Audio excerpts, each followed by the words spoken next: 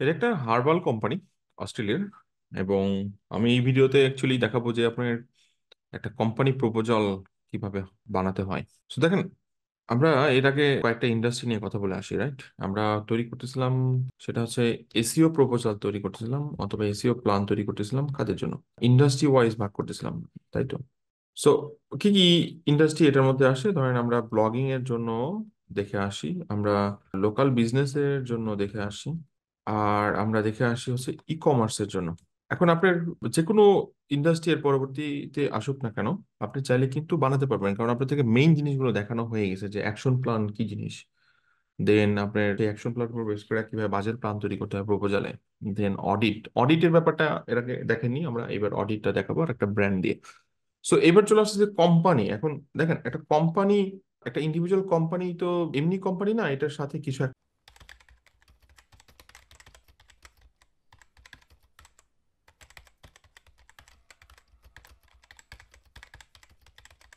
আপনারা যদি digital marketing সেক্টরে নতুন হয়ে থাকেন অথবা অলরেডি ডিজিটাল মার্কেটিং সেক্টরে কাজ করতেছেন, তারপরেও আপনাদের প্রয়োজন হতে পারে বিভিন্ন টাইপের ইন্টারভিউ কোশ্চেন অথবা কেস স্টাডিজ অথবা পোর্টফোলিও বানানোর বিভিন্ন টিপস।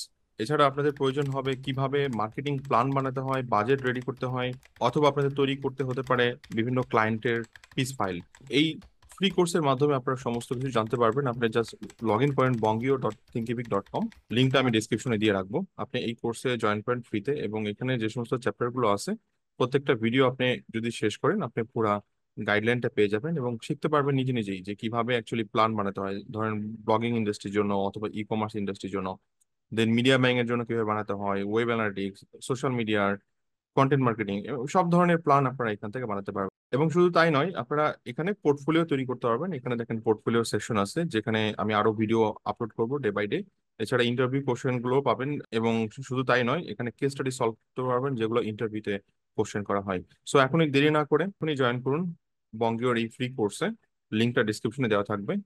ধন্যবাদ সবাইকে। থাকে মানে তারা তাদের একটা প্রোডাক্ট লাইন থাকে, রাইট?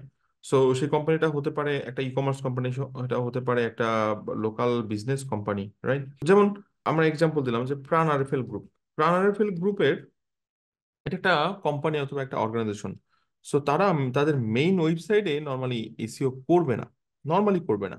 যদি করে তাহলে করতেও পারে, কারণ হচ্ছে তাদের হয়তো মেইন ওয়েবসাইটে, অর্থাৎ যেটা গ্রুপ অফ ওয়েবসাইট, সেখানে তাদের সমস্ত প্রোডাক্ট গুলো শোকেজিং করা আছে। তো সেটার জন্য করা যেতে পারে, বাট মোস্টলি করে না। কোম্পানি ওয়েবসাইটের জন্য সবাই কি করে, প্রোডাক্ট ফোকাসড অথবা সার্ভিস ফোকাস সাইটের জন্য আপনার এসইও করে থাকে। ওকে, তাহলে প্রোডাক্ট ফোকাস অথবা সার্ভিস ফোকাস যদি আমি প্রাণারফেল গ্রুপের একটা এক্সাম্পল দিই, তাহলে ভীষণ নামে একটা ওয়েবসাইট আছে তাদের, ভীষণ ইলেকট্রনিক্স। তাহলে এটা একটা প্রোডাক্ট ফোকাস একটা কোম্পানি, রাইট?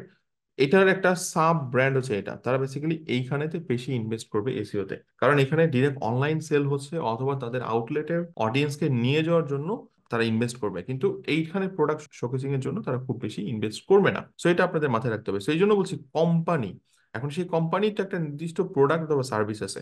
তো এখানে আমি একটা এক্সাম্পল হিসাবে এটার কথাই বলছি। এটা সুরিন্দর, অস্ট্রেলিয়া, এটা একটা হার্বাল ব্র্যান্ড। তো আমি এটার প্রপোজাল দিয়েছিলাম অনেক আগেই। এটার সম্পর্কে আপনারা একটা ধারণা পেতে পারেন। তো এটা একটা ই কমার্স বেসড কোম্পানি, যেখানে তাদের একটা ব্র্যান্ড ভ্যালু আছে, কারণ তারা শুধু অস্ট্রেলিয়াতে না, তারা ইউএস আরো বিভিন্ন কান্ট্রিতে তাদের প্রোডাক্ট সেল হয়ে থাকে। হার্বাল সাপ্লিমেন্ট অথবা হার্বাল ফুড এই টাইপের প্রোডাক্ট নিয়ে তারা বেসিক্যালি কাজ করে থাকে।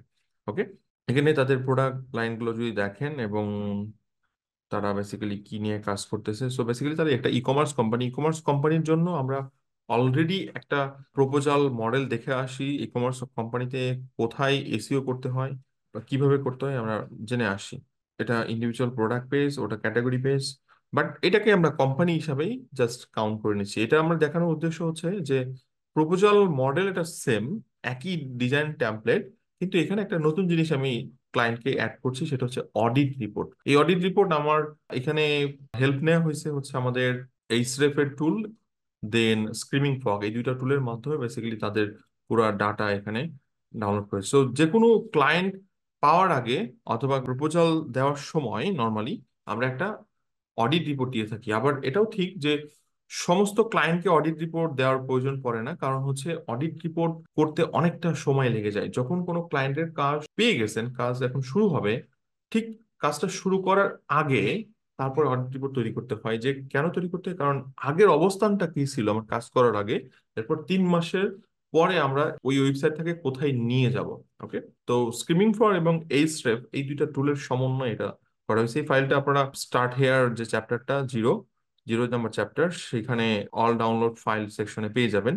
এসিওর ফোল্ডারের মধ্যে ওখান থেকে ফাইলটা ডাউনলোড করে নিতে পারবেন। আর এসিও শিখতে গেলে এটা ফাইলটা তো আপনারা পাবেনই। সো এখানে দেখেন আমি পুরো ডিটেলিং দেখায় দিছি যে কিভাবে এটার, ধরেন এই ওয়েবসাইটের বর্তমান ট্রাফিক কেমন, অথরিটি লেভেল কি, ট্রাস্ট আছে কিনা, প্রায়োরিটি লেভেল, হ্যাঁ, ইন্ডেক্সেশন, কিওয়ার্ড, অন পেজের কি আছে না আছে, কতগুলো পেজ মিসিং অথবা এই টাইপের। হ্যাঁ, এগুলো খুব সুন্দর করে বের করা যায়। টেকনিক্যাল এসইওর অবস্থা কোথায়, কোন জায়গাগুলো মিসিং আছে, ফেভিকন মিসিং, যেমন এখনো ফেভিকন মিসিং, তারা পরে আমার বাজেট পে আর এসইও হয়তো করে। সো আমি জানি না, তাদের হয়তো বাজেটই নাই, এমন হতেই পারে, কারণ আমি যা বাজেট দিয়েছি এটা মার্কেট স্ট্যান্ডার্ড একটা বাজেট, মানে খুব বেশি বাজেট না আর কি, নর্মাল বাজেট। কারণ আমি সবসময় ট্রাই করি ওই যে যেটা বলতেছিলাম, লো টিকিটে আগে ঢোকানোর চেষ্টা করি, পরবর্তীতে তাদেরকে আমি হাই টিকিটে কনভার্ট করি। এটা আমার মডেল আর কি। এবং শুধু আমার না, মোটামুটি সব মার্কেটারদের একই মডেল যারা এসএনসি মডেল নিয়ে কাজ করে। ওকে, এটা দেন আমি কম্পিটিটর যারা ছিল তাদেরকে অ্যানালাইসিস করছি এবং তাদের ডাটা এখানে দিছি। এটা এই স্টেপ দিয়ে খুব সুন্দরভাবে করা যায়। কোন কোন পেজের যে ইমেজ গুলো আছে সেই ইমেজ গুলোর মধ্যে অল ট্যাগ মিসিং আছে, আমি সেই ডাটাবেস এখান থেকে বের করছি। কোন ইমেজ গুলো 100 কেবির উপরে, ওভার 100 কেবি, দেন লো কন্টেন্ট পেজ, কোন পেজ গুলোর মধ্যে একদম কন্টেন্টই নাই, তো দেখেন মাত্র অল্প কিছু কন্টেন্ট এটার মধ্যে আছে। দেন কন্টেন্ট পেজিনেশনের প্রবলেম আছে। দেন এইসন ডুপ্লিকেট হয়েছে একটা পেজে, আপনি জানেন এসিও তে একটাই এইসন থাকবে, ডাবল কখনোই থাকবে না। সো ডুপ্লিকেট পেজগুলো আমি এখানে একটা ফাইন্ড আউট করছি, কোন পেজে এইসন মিসিং আছে সেই পেজটা ফাইন্ড আউট করা এবং সেটা ফিক্স করা। এইসন মাল্টিপল আছে, হ্যাঁ সেটা। দেন আপনার H2 আছে ডুপ্লিকেট, একই হয়তো টার্ম দুইবার আছে, H2 মাল্টিপল। দেন টাইটেল ওভার, মানে আমাদের নর্মাল যে টাইটেল লেন্থ থাকার কথা সেটা থেকে অনেক বেশি, কোন পেজগুলো আছে, এগুলো স্কিমিং ফ্রগ দিয়ে এই ডাটা বের করা যায় খুব সহজেই। আমরা সেটা শিখে আসি এসিও ক্লাসে। দেন ডেসক্রিপশন মিসিং আছে, দেন ডেসক্রিপশন ওভার আছে 150 ক্যারেক্টারের উপরে কোনগুলো, যেমন দেখেন এখানে অনেক বেশি বেশি। সো এই ব্যাপারগুলো এগুলো নিয়ে কাজ করতে হবে। মেটা ডেসক্রিপশন ডুপ্লিকেট আছে। দেন আপনার ডাটা মিসিং আছে, অর্থাৎ আপনার ইন্ডেক্সেবল দেখাচ্ছে, টেকনিক্যাল এসইওতে আপনার স্ট্রাকচার ডাটা মিসিং আছে, এই পেজগুলোতে এখানে শো করতেছে। সো এই পুরা ডাটা বেস এবং এই অডিট রিপোর্ট আমি ক্লায়েন্টকে দিচ্ছি, তখনই দিব, কারণ এটা সবার জন্য না, তখনই দিব যখন আমার সাথে তাদের একটা প্রাইমারি কথা হয়েছে এবং বুঝতে পারছি তাদেরকে আমি কনভার্ট করতে পারবো একদম শুরুতেই। এই এত বড় একটা রিপোর্ট, কারণ এই একটা রিপোর্ট তৈরি করতে আমার 1 থেকে 2 ঘন্টা সময় লাগে। সো 1 থেকে 2 ঘন্টা আমি সব ক্লায়েন্টের জন্য দিব না। আগে একটা প্রাইমারি কথা হবে, বুঝতে পারবো ক্লায়েন্টের ডিমান্ড আছে কিনা, বাজেট আছে কিনা। এরপরে যে ক্লায়েন্টকে বলবো যে, ঠিক আছে আমাকে সময় দেন, আমি একটা প্রপোজাল রেডি করি, বাজেট প্ল্যান রেডি করি, একটা অডিট রিপোর্ট করি, একটা অ্যাকশন রিপোর্ট তৈরি করি। আমি আবার বলছি, এই প্রত্যেকটা জিনিস যেটা আমি বারবার বলছি, এটা আগেই শুরুতে ক্লায়েন্টকে দেওয়া যাবে না। এই যে অ্যাকশন প্ল্যান, কারণ এটার জন্য যে সময়টা আপনার নষ্ট হবে সেটা সব ক্লায়েন্টের জন্য নষ্ট করা যাবে না।